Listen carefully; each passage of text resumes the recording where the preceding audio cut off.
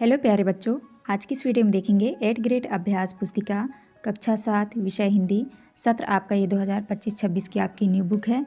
तो प्यारे बच्चों, आपको जो है इस वीडियो में लास्ट तक बने रहना है, जिससे कि आपको सभी प्रश्नों के जो है संपूर्ण सॉल्यूशन आपको मिल सके। तो चलिए शुरू करते हैं। आज की वीडियो में देखेंगे पाठ 14। पाठ 14 में है मत ठहरो, तुमको चलना ही चलना है। तो पहला क्वेश्चन आता है आपका, आशा शब्द का विलोम है, तो आपका उत्तर हो जाएगा निराशा। दूसरा में है कवि ने किस व्रत को लेने की बात कही है, तो आपको उत्तर में करना है चलने का। तीसरा है मत ठहरो, तुमको चलना ही चलना है, चलने के प्रण से तुम्हें नहीं टलना है। इन पंक्तियों में रेखांकित शब्द है, तो आपका उत्तर हो जाएगा तुकांत।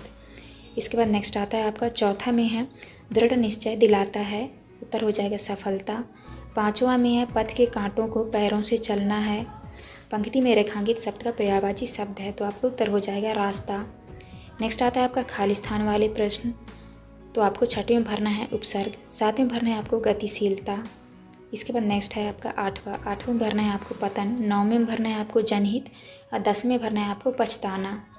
इसके बाद आता है आपका लघु उत्तरीय प्रश्न। प्रश्न क्रमांक 11 में है जीवन में आने वाली बाधाएं क्या देखकर वापस चली जाती हैं, तो आपको उत्तर में करना है दृढ़ निश्चय देखकर जीवन में आने वाली बाधाएं वापस चली जाती हैं।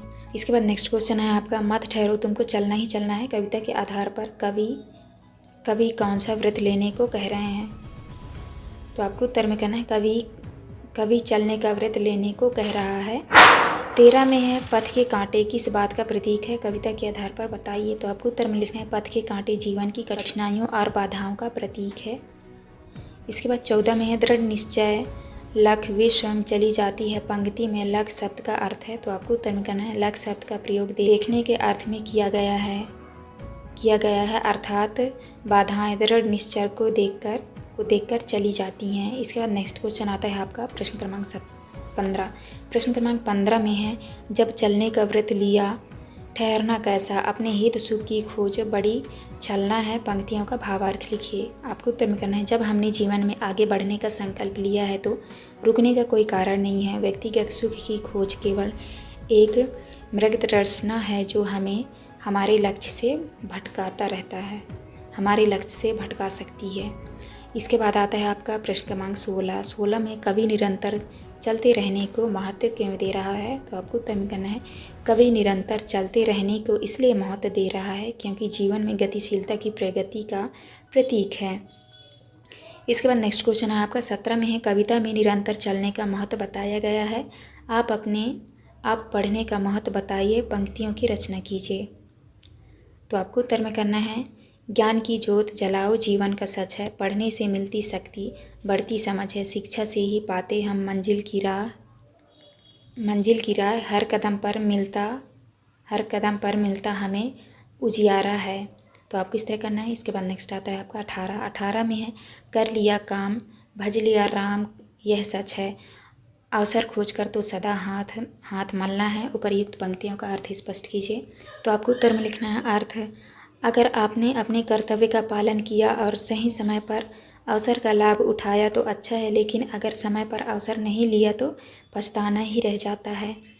इसके बाद आता है आपका दीर्घ उत्तरीय प्रश्न। प्रश्न क्रमांक 19 में है जीवन में अनुशासन के महत्व को बताते हुए 6 से 8 पंक्तियाँ लिखिए, तो आपको उत्तर में करना है अनुशासन से जीवन में सफलता मिलती है, यह समय का सही उपयोग सिखाता है, अनुशासन से आत्मनियंत्रण विकसित होता है, यह कार्य में निरंतरता बनाए रखता है, अनुशासन से मन की शांति मिलती है।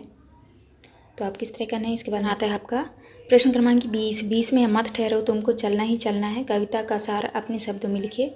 तो आपको उत्तर में करना है इस कविता का सार यह है कि जीवन में रुकना नहीं चाहिए, चाहे कितनी भी कठिनाइयाँ आए, हमें निरंतर आगे बढ़ते रहना चाहिए।